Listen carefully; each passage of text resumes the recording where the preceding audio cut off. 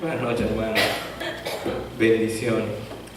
Vamos a orar para que el Señor nos dirija en esta noche. Padre, ante ti, Señor, venimos y nos postramos, pidiéndote, Señor, en tu favor y misericordia, que tú seas con cada uno de nosotros. De manera particular, Señor, con el predicador, que tú has traído tu inmensa misericordia aquí. Ayúdanos a escuchar tu voz. Desde ya prepara, Señor, nuestros corazones de manera que podamos estar intencionados, Señor, en oír tu voz. Yo te pido de manera especial que este mensaje, Señor, posiblemente haya sido muy familiar, estos versículos en nuestras vidas, pero permite, Señor, que no sean trivializados. Ayúdanos, Señor, a no ser tan simples y meditar en ellos. En tu favor y bondad, háblanos. En tu nombre, Jesús. Amén. Bien, hermanos, la predicación que vamos a compartir hoy está en Romanos, capítulo 12, versículos 1 y 2. Y antes de comenzar a leer el texto, quiero agradecer de manera especial al pastor por la oportunidad que me da de traer la palabra, que es un reto muy grande. De hecho, Dios sabe que con temor y temblor, literalmente, que estoy aquí. Pero Lutero dijo que el Señor me ayude y que mis hermanos intercedan a medida que el mensaje se va desarrollando. Bien, hermanos, Romanos capítulo 12, versículo 1 y 2. Yo sé que muchos de ustedes lo conocen. De hecho, sin Biblia fácilmente ustedes lo podían recitar. Por eso oraba: Señor, ayúdanos a no ser simples en meditar a la luz de tu palabra. Así pues, pueden leer conmigo, hermanos, os ruego por las misericordias de Dios que presentéis vuestros cuerpos en sacrificio vivo, santo, agradable a Dios, que es vuestro culto racional. No os conforméis a este siglo, sino transformaos por medio de la renovación de vuestro entendimiento, para que comprobéis cuál sea la buena voluntad de Dios, agradable y perfecta. El título del mensaje se llama ¿Quién nos moverá? Y yo tenía el dilema, antes de titularlo con ¿Qué nos moverá?, de un mensaje, exhortaciones concluyentes, porque es justamente lo que Pablo viene haciendo aquí. Él tiene una antesala de 11 capítulos anteriores, aquí dice: así que, hermanos, él está concluyendo, él está teniendo una exhortación a la iglesia de los romanos. Pero, si bien es cierto que es una exhortación, hay un reto y un desafío, y yo me quedé con la parte del desafío. Yo creo que la mayoría de aquí, de los que estamos aquí hoy, somos cristianos. De hecho, si yo preguntara ¿cuántos de ustedes son cristianos y si mueren hoy irán al cielo?, ¿cuántos me levantarían la mano? A ver cómo está mi audiencia. O sea que aquí hay casi un 100%, bueno, me parece que un 100% de personas que han confesado a Jesucristo como su Señor y Salvador y que irán al cielo. Pero yo creo que a la luz de lo que, cuando desarrollemos todo el mensaje, yo quiero que usted se vaya viendo y ubicando en estas exhortaciones de Pablo y el peso de estas exhortaciones. Y vamos a estar viendo y contestando 3 preguntas durante todo el mensaje. Y yo le he llamado, la número 1, el estándar de nuestro llamado. La número 2, ¿qué nos moverá a vivir en ese estándar? Y la número 3, ¿cómo responderemos a esas demandas? Dicho lo anterior, yo quiero introducir el mensaje con una estadística que estuve mirando en una encuesta de Lifeway Research, y arrojaba en esa encuesta. Yo espero que muchos de los que están aquí no se encuentren en esa encuesta. Dice que esa encuesta mostró que el 90% de los cristianos encuestados estaban de acuerdo en que su vida querían agradar a Dios en todo. Y yo creo que aquí hay más de un 90%. Hasta ahí está excelente, pero cuando se le preguntó sobre con qué frecuencia lee la Biblia, las cosas cambiaron. Solo el 19% indicó que la lee todos los días. El 26% dijo que 2 veces a la semana. El 14% una vez a la semana. El 22% una vez al mes. Y el 18% dijo que no la lee. Yo espero que ahí usted no se haya visto en esas encuestas, pero que el Señor nos siga revelando en lo que vemos eso. Yo creo que en un contexto como ese, de la deficiencia del cristiano a estudiar la palabra y a presentarse delante de Dios como un sacrificio vivo, yo creo que estamos carentes de entender el peso de la palabra que Pablo viene diciendo en esos versículos.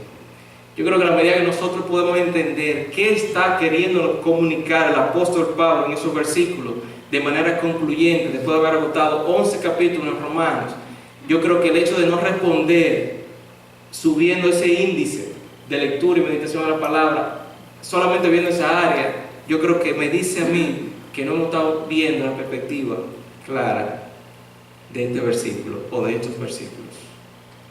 Mire el contexto a la iglesia que Pablo le escribe esta carta. Vaya a Romanos 1 y yo quiero que imagínense usted con el peso que Pablo le escribe a los romanos. Imagínense usted manejando estas estadísticas, cómo hubiese escrito Pablo esas palabras.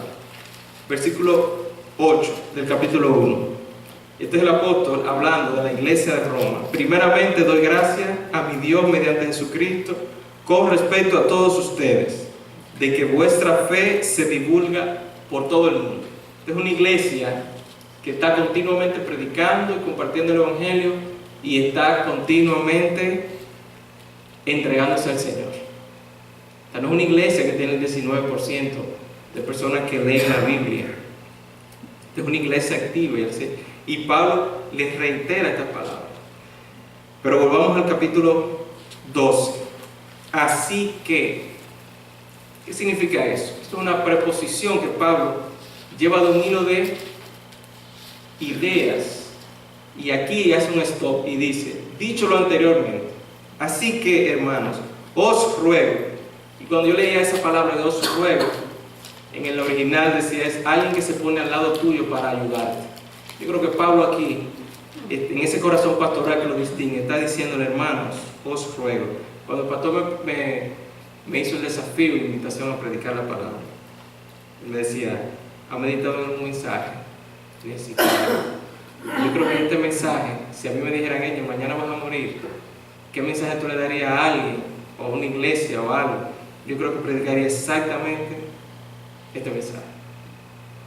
Porque en el momento que el Señor nos ilumine y podamos ver esas cosas, yo creo que vamos a tener un gran desafío y vamos a contestar ¿por qué no nos movemos o qué nos moverá? Os ruego, Pablo aquí está rogando, yo quiero ayudarlo. Para mí esto es una exhortación demasiado seria. Hermano, os ruego, y yo aquí delante de Dios estoy diciendo a ustedes, hermano, os ruego, por la misericordia de Dios, que presentéis vuestros cuerpos en sacrificio vivo, santo, agradable a Dios, que es vuestro culto racional. Y la idea que Pablo está trayendo aquí, de presentar vuestro cuerpo en sacrificio vivo. Yo tengo una ilustración por ahí, muy sencilla, pero con una gran enseñanza. Y es una parábola de una gallina y un cerdo. Escuche esto. Un granjero se acercó a una gallina y a un cerdo e hizo una pregunta de conciencia. ¿Quieren contribuir con un desayuno con jamón y huevos? Para uno era solamente una contribución, pero el otro significaba un sacrificio total. Cuando yo meditaba a la luz de esto, presentar el sacrificio vivo, claro, esto apunta a un sacrificio del Antiguo Testamento, ese sacrificio perfecto de Cristo. Los méritos de él serían imputados a nosotros, pero Pablo está queriendo transmitir algo aquí. Sacrificio vivo, santo, agradable a Dios. Esas son las tres prerrogativas para aceptarlo como bueno y válido. Pero yo creo que un cristiano que sea negligente en la búsqueda del Señor, en el senso de su palabra y demás, no creo que pudiera estar entendiendo el estándar de sacrificio vivo. Yo creo que cuando miramos la historia de la iglesia, hemos visto mucho sacrificio vivo. Yo creo que cuando miramos la estadística, por ejemplo, en los países de Siria y ese oriente por allá, que el promedio de vida de un cristiano es 45 días literalmente. Y cuando nos movemos aquí al occidente y vemos entonces que hay que llamar a los hermanos para recordar el culto los domingos, que tú miras y ves 2 horas del culto, bueno, el predicador no va a terminar, esto está largo. Y yo veo a aquella gente arriesgando su vida por proclamar que Jesucristo es el Señor. Entonces nosotros queremos proclamar a Jesucristo como Señor y no todavía entendemos el peso del sacrificio vivo. Y literalmente Pablo está diciendo, mueran. Tienen que estar dispuestos a morir. Tienen que estar dispuestos a morir Cuando Él decía, si confesares con mi boca que Jesucristo es el Señor y creyeres en tu corazón que Él se levantó de los muertos, serás salvo, porque con la boca se cree para salvación y para justicia. Bueno, ustedes lo conocen ese texto. Pablo está diciendo, en otras palabras, carguen su cruz cada día y estén dispuestos a que los romanos vengan y lo crucifiquen vivo. Y yo veía cristianos, bueno, leía en algunos libros que iban cantando salmos y himnos a la cruz. Yo decía, pero ¿qué estándar es este tan alto? Pablo, ¿cómo es que tú estás haciendo una exhortación de ese peso? Y cómo yo veo la iglesia hoy en confort. ¿Qué parte no estaba entendiendo entonces el mensaje? Yo me preguntaba, decía Pablo, ¿pero qué te mueve a ti a entregar tu vida por el Señor? ¿Qué es esa cosa tan grande que a ti te atrae a decir lo que antes tenía, yo lo estimo como basura y pérdida por amor al Señor? ¿Qué es eso que te hace no conformar, por ejemplo, a este siglo? Esa exhortación no conformar de este siglo. En otras palabras, no te modeles a este siglo. Y es como si usted conocen los moldes de agua, cuando usted echa agua, que lo pone en el refrigerador para que se hagan como cubitos de hielo. Eso se usa allá en Santo Domingo. Sí, o sea, el agua va a tomar la forma de recipiente. Pablo le está diciendo, hermanos, tengan claro, y es lo que yo ruego, presenten su cuerpo en sacrificio vivo, santo, apartado para Dios. Y esta palabra santo, en el original, implica, cuando usted corta una cebolla, que a mí me gusta mucho, y ya el cuchillo se le llena de cebolla, usted hace así, corta la última y separa, y limpia, y vuelve a seguir cortando. O sea, ese santo es apártate para el Señor, de una manera que no te deje contaminar del mundo.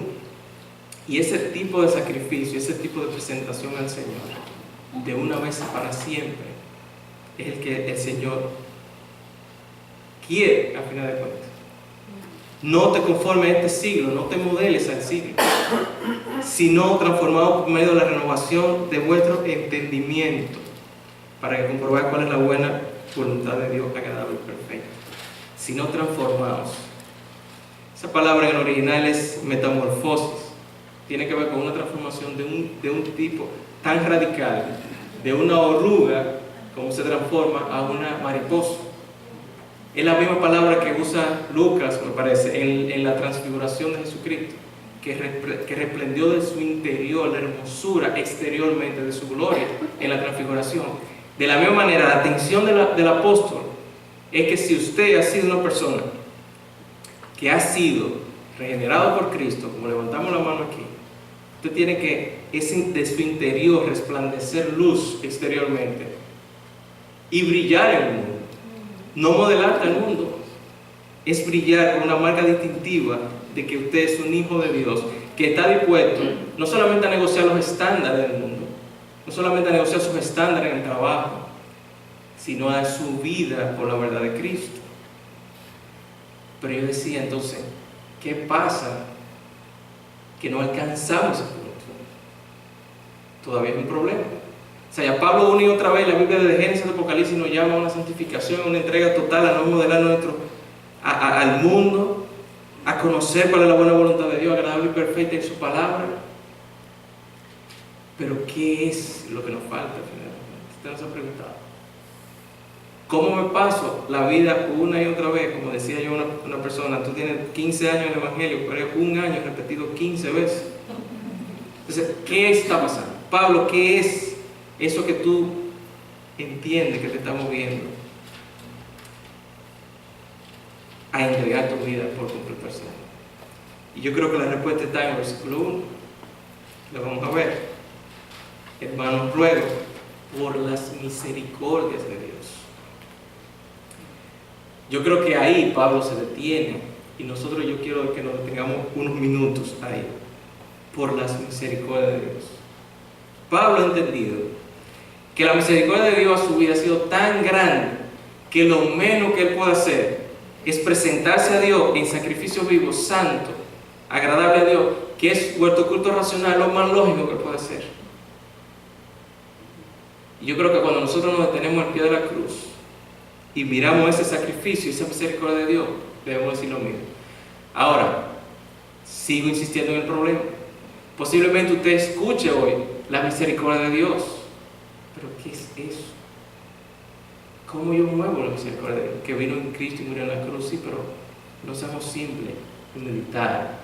Y yo creo que el primer paso para usted entender la misericordia de Dios es entender su condición caída frente a un Dios santo y justo.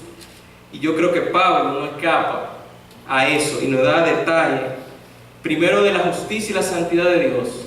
Y aquí comienza el problema de la ilustración. Yo veo que Pablo en Timoteo dice: yo soy el mayor de los pecadores y en la misericordia de Dios, en la gracia de Dios, he sido elegido por Dios. O sea, yo veo a este hombre que perseguía a la iglesia y ahora hay otro Pablo aquí. Yo quiero saber qué es eso, Pablo, que a ti te da un tamaño monumental de la cruz y de la misericordia de Dios. Y yo creo que Pablo comienza a ver entonces, no desde la perspectiva de él, no de tu capacidad de mirar la misericordia de Dios, como decir: ay Dios, tú sí eres bueno, qué bueno que moriste en la cruz, que me salvaste. Sí, eso es parte. Ahora, yo no creo que tú vas a ver la misericordia de Dios desde tu propio ángulo, sino desde el ángulo de la perspectiva de la justicia y de la santidad de Dios. Y es lo que Pablo comienza a revelar, culpando a todos los hombres. Desde el capítulo 1 hasta el capítulo 3, Pablo viene diciendo: el hombre es culpable del juicio, culpable delante de un Dios santo y justo, y todos merecemos el castigo de Dios y la ira de Dios. Yo creo que entonces comienza Pablo a ver cómo luce la misericordia de Dios. Y yo creo que si nosotros no nos vemos frente a un Dios santo, no vamos a ver cómo luce su misericordia. Todavía vamos a entender una idea de la cruz, pero no vamos a concluir con el peso de gloria de Cristo. Y cuando él dice en el versículo 18 del capítulo 1: porque la ira de Dios se revela desde el cielo contra toda impiedad e injusticia de los hombres que detienen con injusticia la verdad. Y yo creo que me encanta que Pablo no está traficando verdades. Primero, está inspirado por el Espíritu Santo, pero segundo, es el mejor ejemplo de alguien que detiene la verdad con injusticia, persiguiendo la iglesia. Este hombre dice: wow, esto no le pasó al vecino, eso le pasó a mí. Yo soy el primero que está ahí en contra de la verdad de Dios. En su ignorancia, por igual, no se justifica.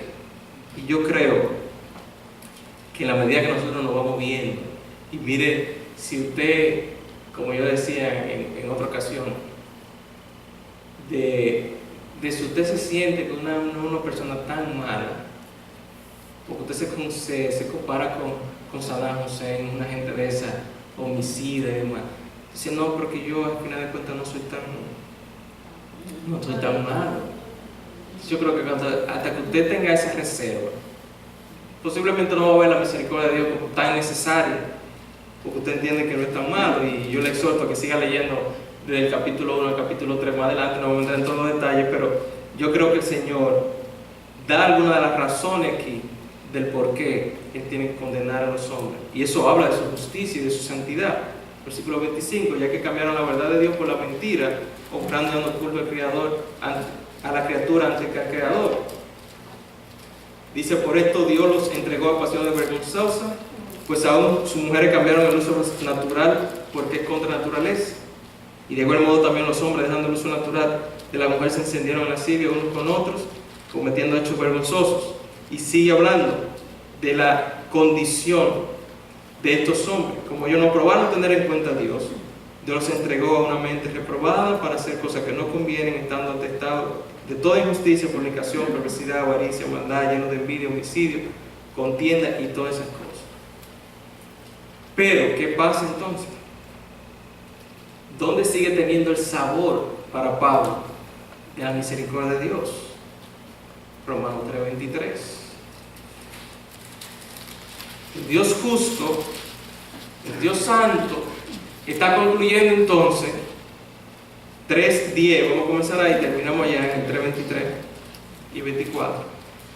Sigue concluyendo, y este es el testimonio de Dios para el hombre. Yo creo que a la medida que nosotros vamos hablando, sea sincero. Si su estándar de vida llena el estándar exigido de Dios, entonces usted no necesita a Cristo. Pero si su estándar de vida le queda corto ante la cruz, le queda corto ante la justicia y la santidad de Dios, entonces usted necesita estar en esta lista. Pero si su vida es tan buena que no merece redención, al final usted se acerca a mí y me dice qué fue lo que usted hizo. Pero si no, yo leo el versículo 10 y posiblemente aquí va a chocar con esa propia opinión.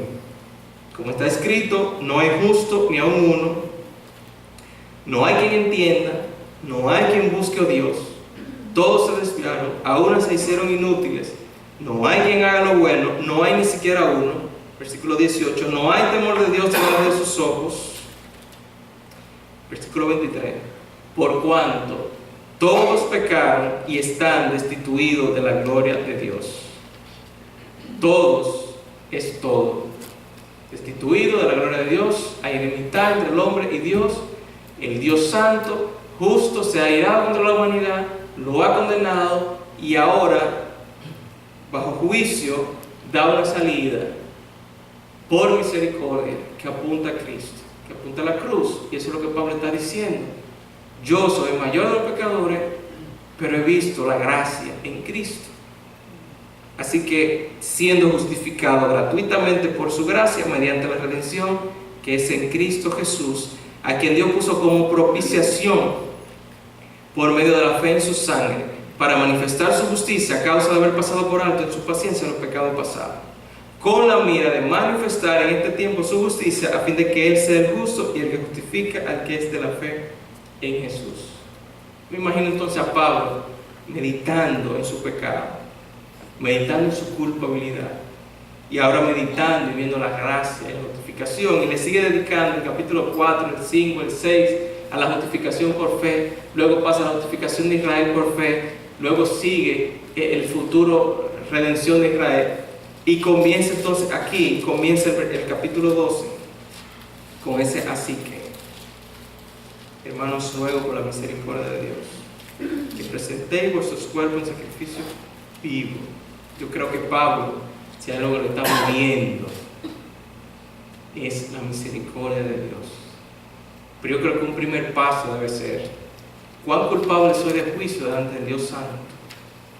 Pero yo no creo que vamos a terminar de ver el cuadro completo de la santidad de Dios hasta que no veamos expuesto al Hijo de Dios en la cruz, viendo el peso de condenación y el Dios Padre aplastando a su Dios Hijo en la cruz. Podemos ver nuestro pecado y nuestras faltas, pero no vamos a ver el cuadro completo, vuelvo y repito, a menos que tú no sepas que el Dios Padre ha tomado a su único Hijo para aplastarlo en la cruz. Y si tú quieres que te lo ilustre, recuerda el sacrificio que le pidió a Abraham y su hijo sacrificio.